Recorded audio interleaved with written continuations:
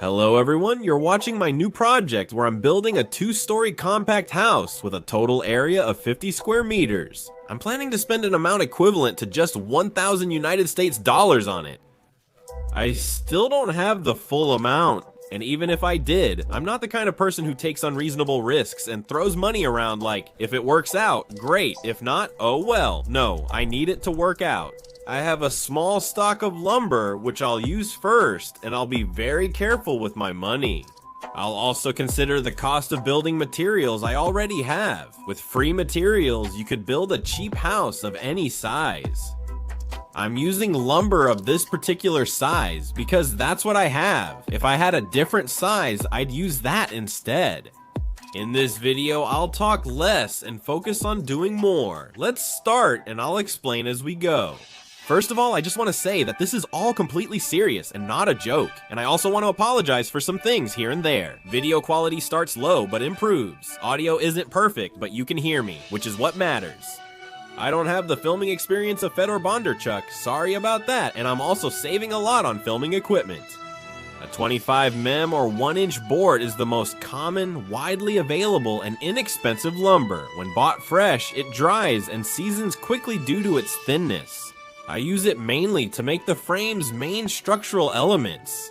I've previously tried making imitation timber from this kind of board, and it turns out cheap, strong, and very straight.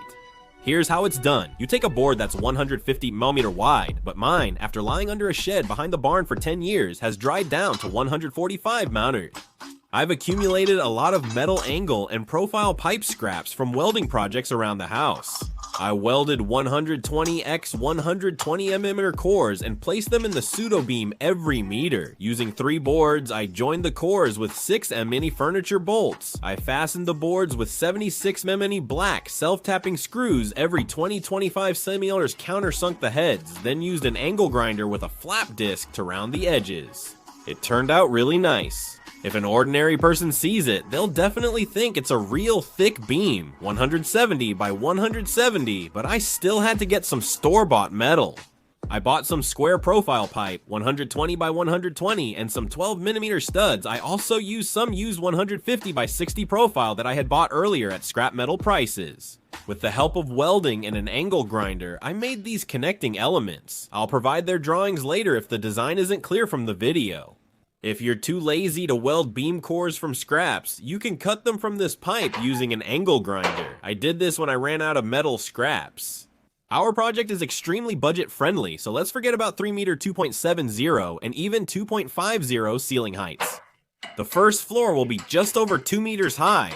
For these dimensions, I'm making 4 supports out of pseudo timber, into which I install welded pieces. Here you can see that the cores are offset from the edge by the distance needed for the connecting piece to fit.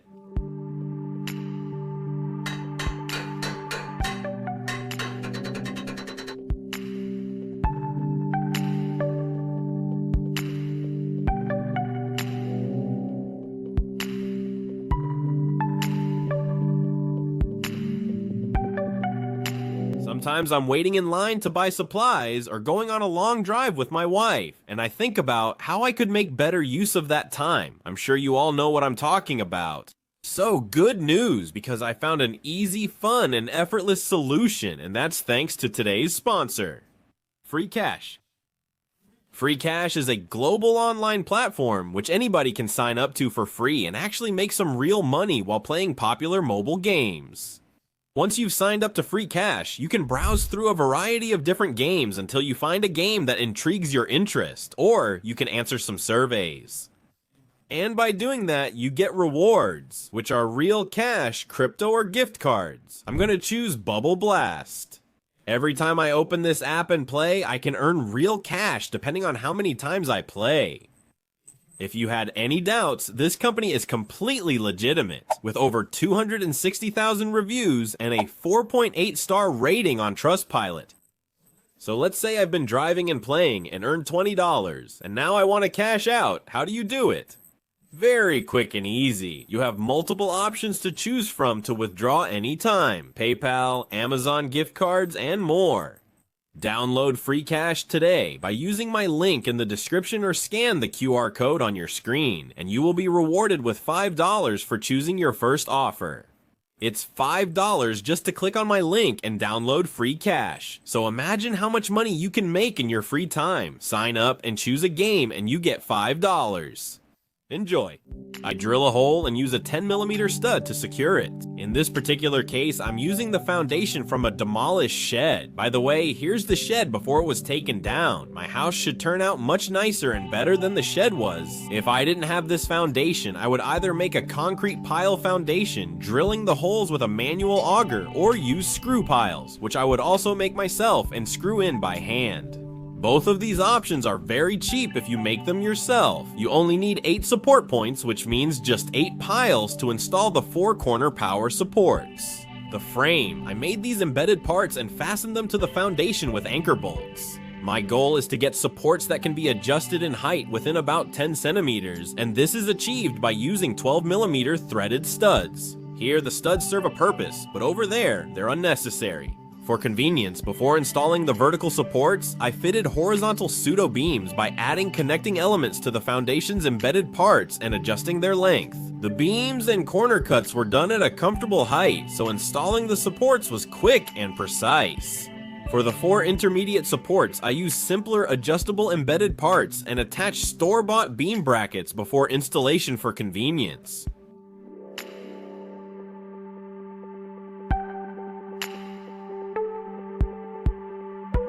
Beams use 150x50 boards, and decking uses 25mm boards. Threaded rods with nuts allow the structure to be adjusted and leveled. Now I'll tell you how and with what I made the lumber smooth. I processed everything with an angle grinder and a flap disc. At first I tried using a small angle grinder, but because of the high revolutions per minute, the disc burns the wood.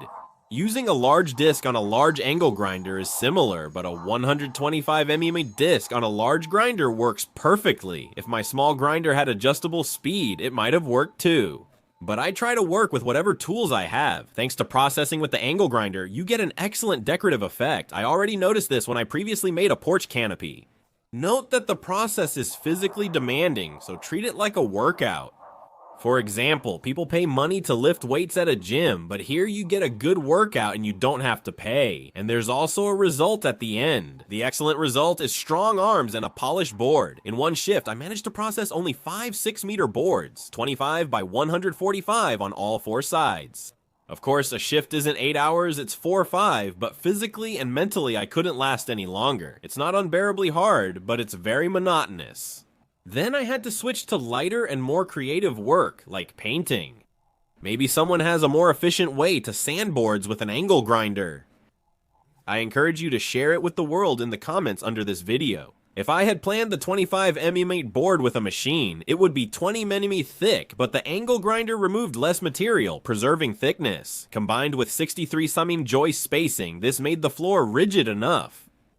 Next, consider what to treat the wood with. I use TEKS, a Prisier wood preservative, because I want a uniform color. I began using TEKS for all my wooden structures, wooden elements, and even some non-wooden ones when possible. I have to keep using it, but you could use much cheaper or even free options, like treating the wood with used oil.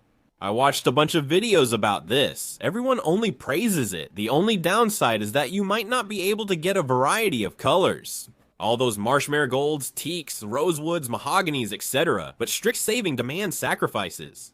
I'm laying the board like a terrace board with a gap of 6 1/4 inch. Now I'll tell you why everything should be adjustable within a wide range. I'll even reveal a secret. This is not just a test of building an ultra cheap house, but also possibly the start of a new direction for our small family business. At the moment, the business consists of making barrel saunas and kits for self-assembly according to individual orders. Look, the customer orders a house, and I, in logistically convenient production conditions, maybe even in a large room with a comfortable temperature, regardless of the weather or time of year. I manufacture and assemble everything, then either reassemble it at the client's site or offer a self-assembly kit with detailed instructions. This is where adaptability is useful, so you don't need extremely high precision for the new foundation. Ideally, of course, it would be best to organize the production of kits without any pre-assembly at all, like when you buy a shoe cabinet, for example, before assembly. It's not really furniture, just components. Robots made and packed it, but left the hardest part, assembly, for us. Delegation. Self-assembly cuts logistics costs. What made IKEA and others successful? We put it together ourselves, and now it's furniture, not just a pack of drilled boards and a bag of hardware. We made it. The robots only made the parts. This also applies to houses, but building materials are often less uniform than boards. Particle board, medium density fiberboard laminates, or veneer, with occasional knots or cracks. You could use only top quality materials, but it's often unnecessary and would raise costs a lot. For example, you can use uneven or even unedged boards with bark for cladding, which are much cheaper, but in the end will look very beautiful, even expensive. The material is natural. You can't always fit it perfectly on a computer like you would with a kitchen front or a drawer. You have to adjust it by hand, and to make it work on a computer, you still need to figure out how to implement it. There's still something to consider for now. Thank you for watching. And now I can't stop thinking that in a similar way, you could organize delivery in slightly bigger boxes. Real houses, the kind that people won't curse while assembling, but will actually enjoy. Utopia, who knows, maybe not. These shots highlight how much faster assembly is with pre-fitted parts. In the same time, I can only fit a few boards for the gable, but with pre-fitted parts and a helper, I can assemble the whole gable. But let's get back to our frame. The house frame, its base, and foundation are ready. To ensure its high rigidity, I used diagonal braces made from the thinnest square profile pipe I could find. Its cross-section is 15 by 15, and the wall thickness is 1.5 millimeters. Again, I use a 12 millimeter stud. That's why the lugs were planned in the connecting pieces.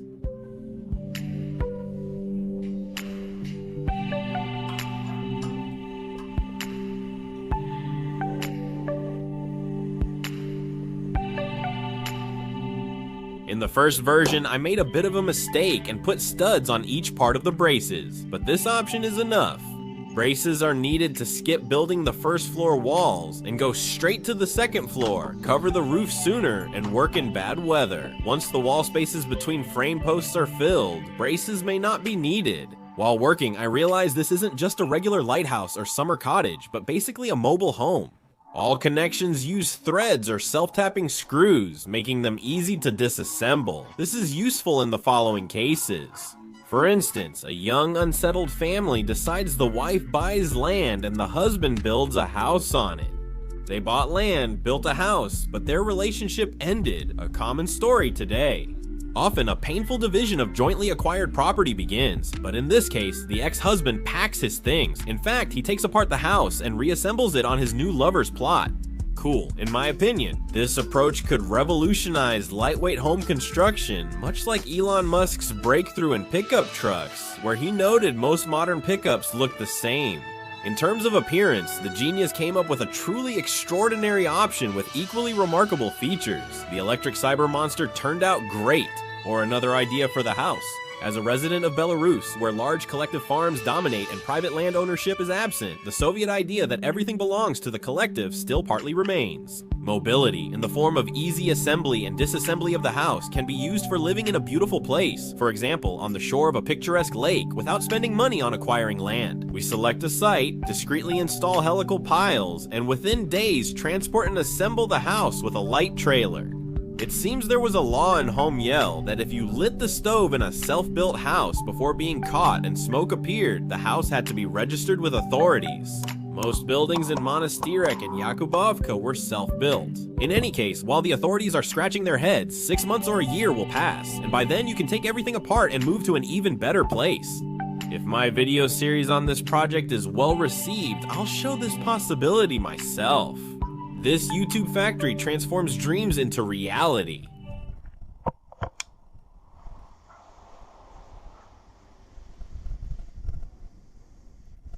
Another option, all parts for this house can be made in a standard 3x6 garage, even in winter.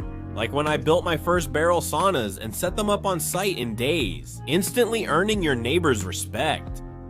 I highly recommend watching the project's introductory video if you haven't seen it, where I detail the type of house I'm building, why I sometimes wear a black cloak on camera, and how I achieve what seems like incredible savings. See the link below the video. At this stage, I don't see any point in counting the days or the amount invested, since I've only spent a tiny fraction of the planned amount, which I remind you is equivalent to 1,000 United States dollars. In the next video, we'll work on the second floor. So give a big thumbs up, make sure to subscribe to my channel if you haven't already, and hit the bell as well, and then I'll definitely keep you informed. Thank you.